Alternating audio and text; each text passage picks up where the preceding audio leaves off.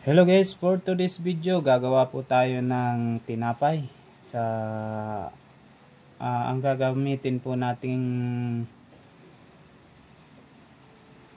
lutuan ay kawali lang dahil wala po tayong oven ay kawali na lang po muna. So, maliit naman po yung oven toaster namin dito kaya pwede naman po sana doon pero mas matagal po doon magluto kaya mas pinili ko po yung kawali na lang ang gamitin. Ito nga po pala guys ang ingredients. 1 kilong harina, 1/4 na asukal,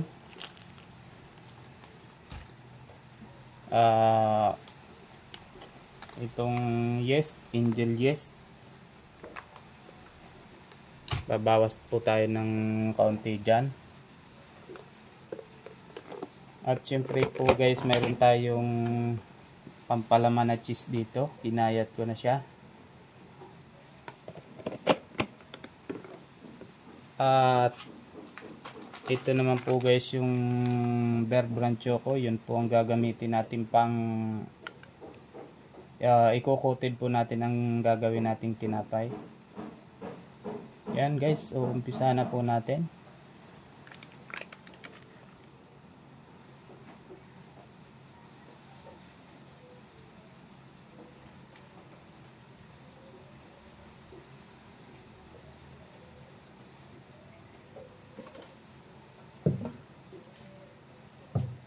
Siyempre po guys, una ay kukuha tayo ng mainit na tubig. So guys, yan po ay, ang tubig ay nagdidepende po sa harina na gagamitin ninyo. Kasi po pagka minsan may harina po na masyadong matakaw sa tubig, at lalagyan po natin ng kaunting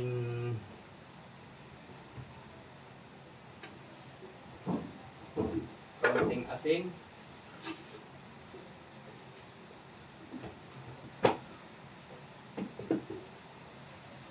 Ayan, kaunting asin. So guys, bago po ako nag-umpisa, naghugas na muna ako ng kamay.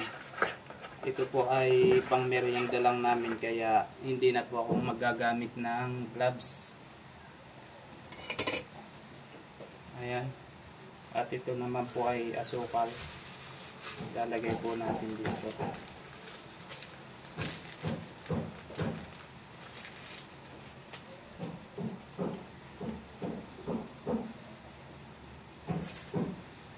So tutunawin po natin siya guys. Dahil simple lang po ang gagawin nating merienda ay ito lang po ang ilalagay natin.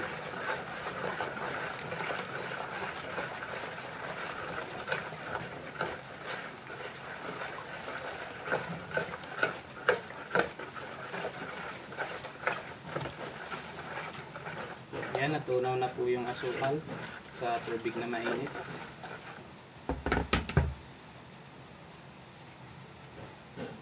Simple lang na merienda ang gagawin natin kaya hindi na po kailangan ng maraming ingredients.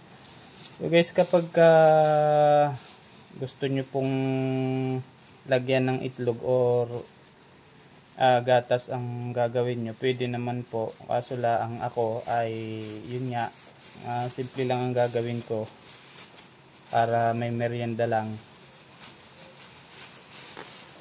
So ito pong 1 kilong harina. Kung gusto nyo pong malambot ang inyong gagawing tinapay o donut, yan ito ang gagawin nyo. Lagay nyo lang po muna ang kalahati. Tapos haluin nyo.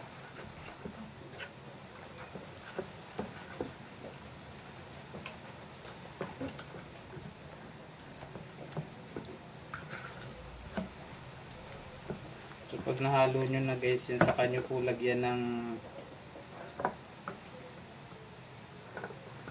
ng yeast.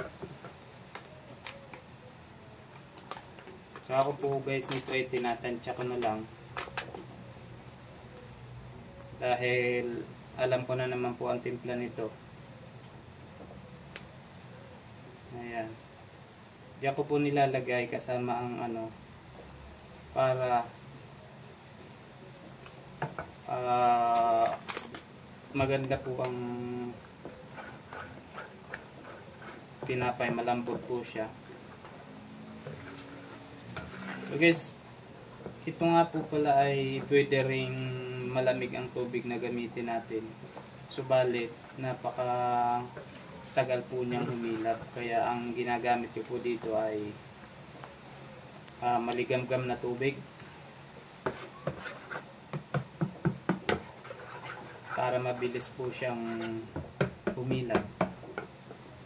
Ayan. Lagay na po natin to.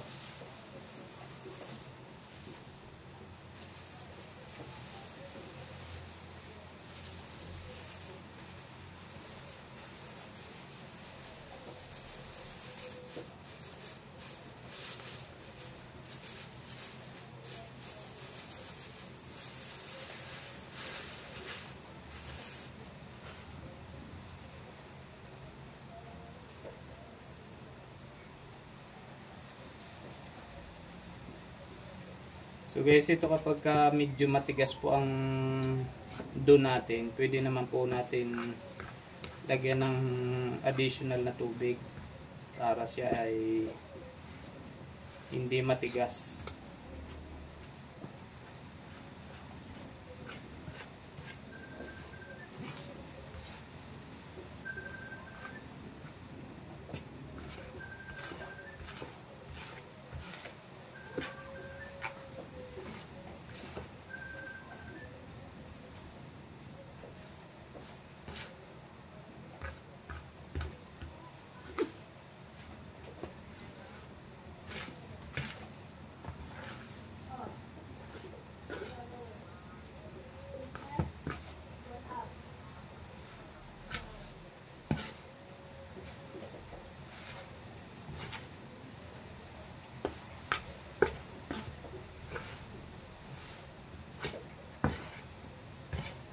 So ito po pala guys na ano ay hindi ako naglalagay ng mantika sa tubig.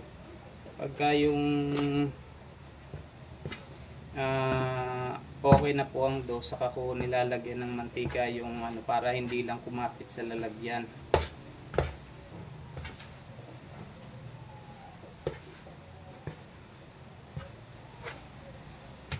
So kagaya nito guys, medyo matigas to. Dapat dagdagan natin ng kaunting tubig.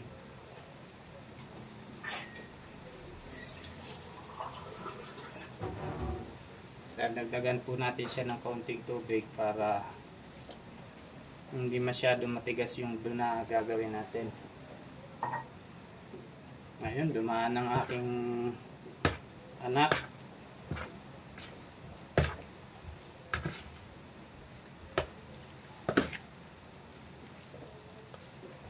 So, yan guys. Pwede po nating kamayin siya kung ano. Pero sa ako po ay nakakapagawa ako nito ng kahit na hindi ng haluin ng masahin ng kamay, gawa ng kakaunti naman po ito.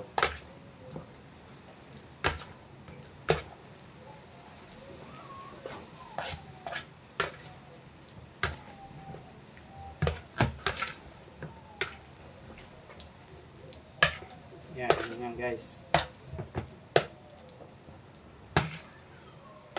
So, kung ganitong lagay ng tubig na ganito guys, ay ito po ay malambot ang kalalabasan nito. Katamtaman po siya. Masarap kainin.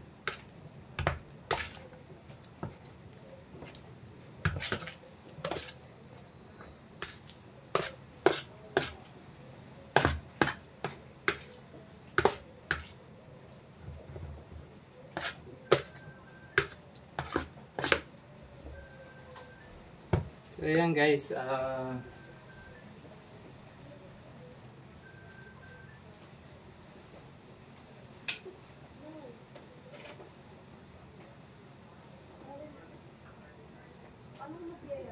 Lagyan po natin ng mantika na kaunti lang.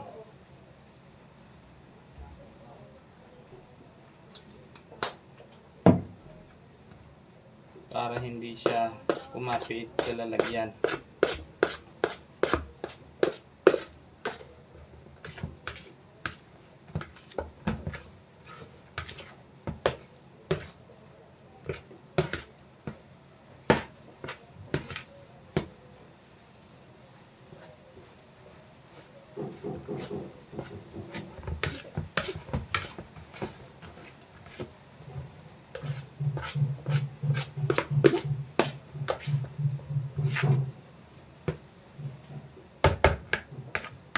So ayan guys, okay na siya.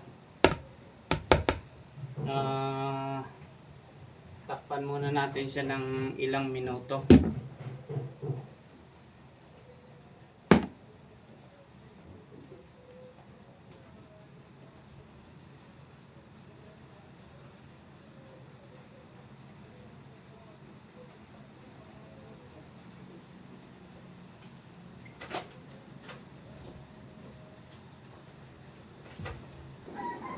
So after ilang minuto lang po, hilab na po yan. At pwede na po nating hiwa-hiwain. So guys, maglalagay po tayo ng kaunting mantika sa kamay para hindi kumapit yung ating tsaka dun sa tray na paglalagyan natin ng dough. Maglagay tayo. Ayan, lalagyan po natin to para hindi siya kumapit. Ganyan lang po. Kamayin na lang po natin. Hindi na po ako gumamit ng gloves at ito'y pansarili lang naman namin. Ayan. Ayan.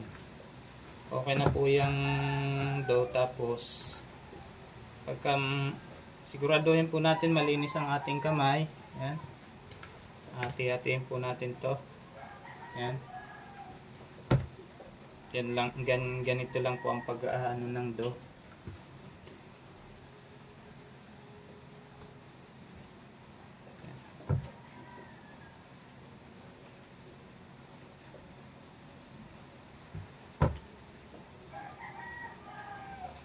So guys, kung gusto nyo madalian ang paggagawa ng dough, kailangan mainit po na tubig ang gamitin nyo or maligamgam.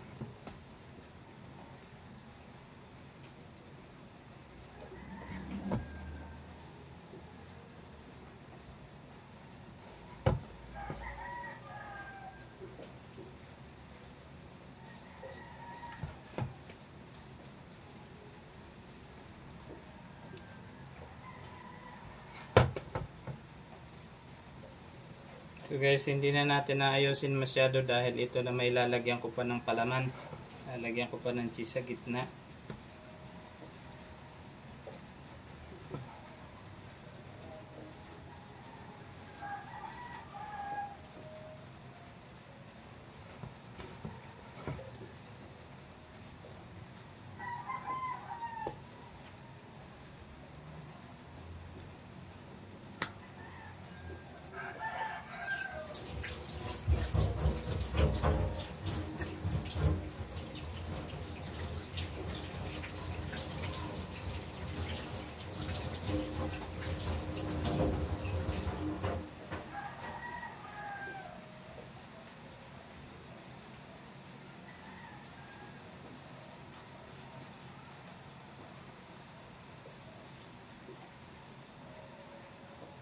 So guys, ito po yung lalagyan po muna ng palaman para makita nyo.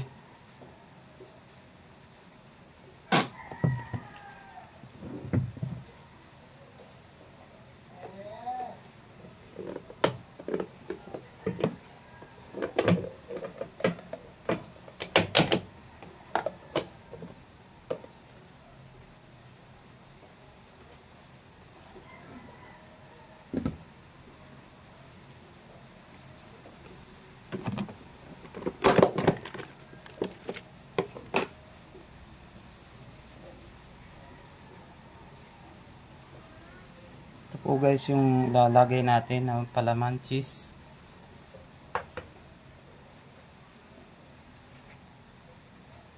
So ganito lang po yan guys. Ayan. Tapos isasara po natin. Tapos pag sa tingin po natin ay sobrang laki, eh babawasan po natin yung ano nando para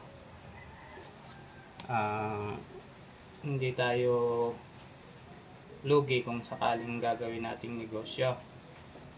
Ayan.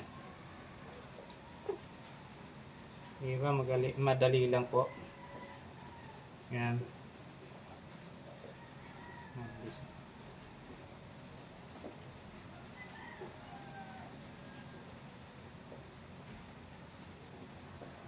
So pagka malagkit na po ang kamay nyo, kailangan nyo po maglagay ng mantika sa kamay para hindi kayo mahirapang magpalaman.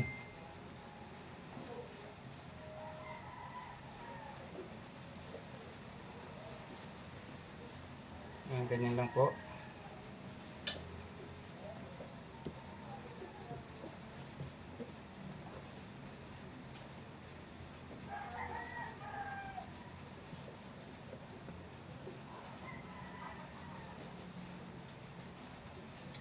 So napakalambot po ng magiging resulta nito dahil ang ating pong ginawang dough ay malambot. Masarap po siyang kainin pag naluto.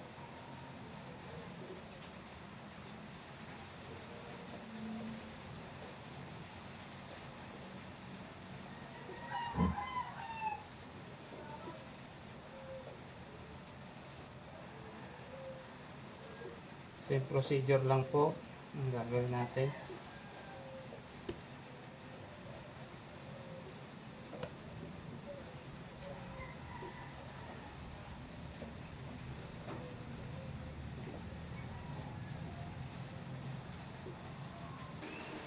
So guys, yun nga po, natapos na natin palamanan.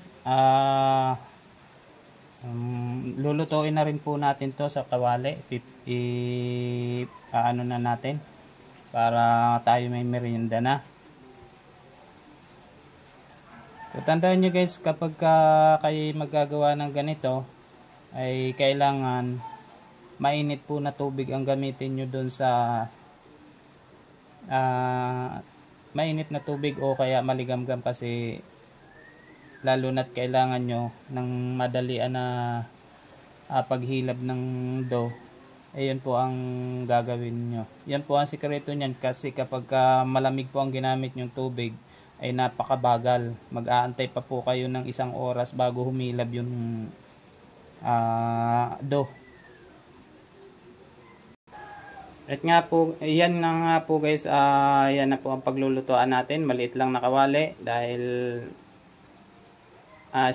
pantay pong kawali ang gagamitin natin. May kaunti na pong mantika yan, pinahid para po hindi kumapit yung dough. Ganyan lang po kasimple po ang pag-aano niyan. So panoorin nyo na lang po hanggang dulo. So guys, mainit na po ang ating kawali. So adjust na natin yung apoy. Kailangan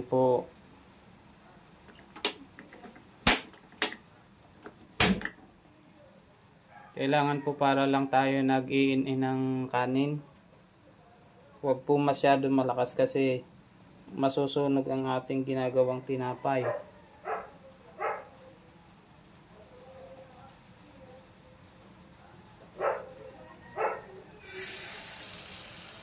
Yan, umpisa na po natin guys.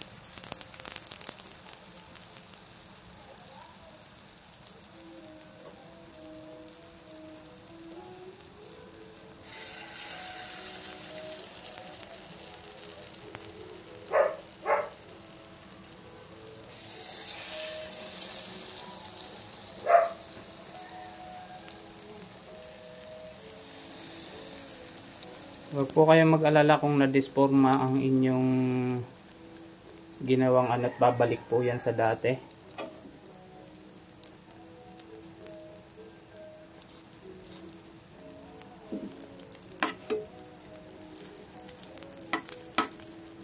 Ayan, ganyan lang po, simple lang po ang paggagawa.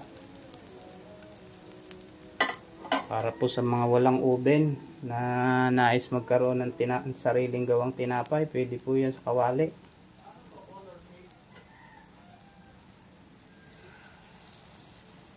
Ayan, antayin lang po natin siyang mag golden brown bago natin baliktarin. So pagkalagay po natin guys, ay lagyan po natin ng takip para pumantay ang luto niya. Ayan. Pwede na po natin baliktarin para pumantay ang luto.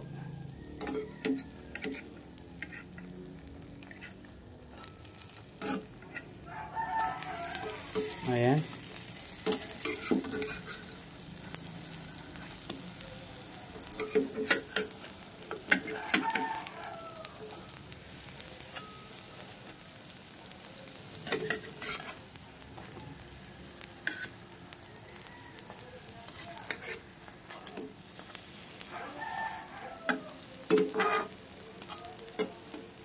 Tsaka kung nais nyo po palang peanut butter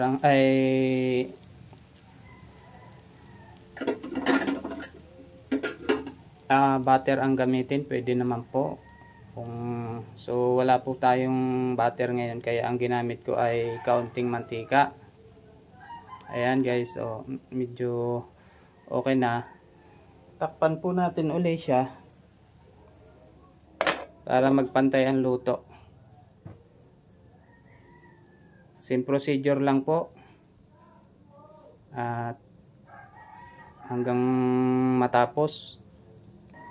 So yan guys, yan po ay paglalagyan natin ng tinapay. So nilagyan po natin ng sapin yung para hindi dumikit sa paglalagyan natin ng plastic.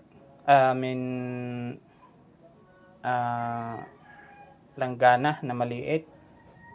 Lagyan po natin ng sapin para po pagka may tirang kaunting mantika ay madali po siyang ma-absorb. So yan guys, luto na po siya. Pwede na po nating hanguin at lagyan ng panibagong donut na para maluto lahat. Same procedure lang po, ganyan lang po ang gagawin natin lahat. At iyan nga po guys, nakagawa na tayo ng merienda nating tinapay.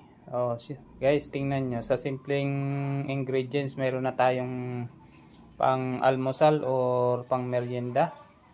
Ayan, lalagyan na lang po natin siya ng coated para po sa mga bata kasi mas maganda daw ang may coated.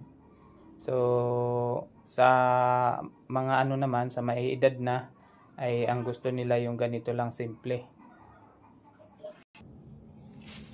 So guys, ganito nga po pala, lalagyan na natin, i-coat na po natin to. Lagyan natin ng ang napili po nating ay choco, para kung sakali pong halimbawa ibebenta nyo, ay may ideya na po kayo kung paanong lalagyan.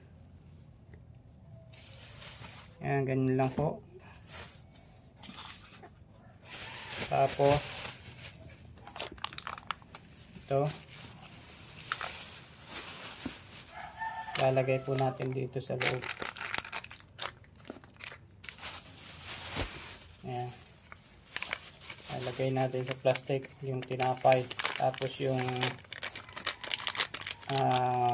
choco powder para masarap.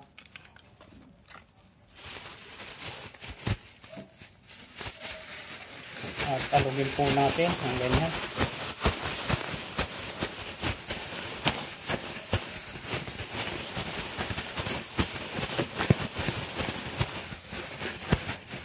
So pagka marami po kayong mga gagawin, siyempre malaking plastic po ang gagamitin nyo para sa ganitong pagpo-coat, para maganda po ang resulta.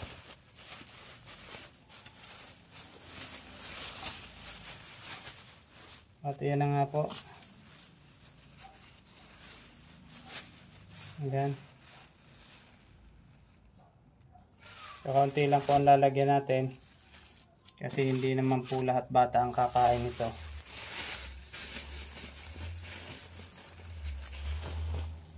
Hanggang dyan na lang po guys. At sana po na gustuhan ninyo ang aking ibinahaging video sa inyo. Ayan guys, merienda na po tayo at luto na.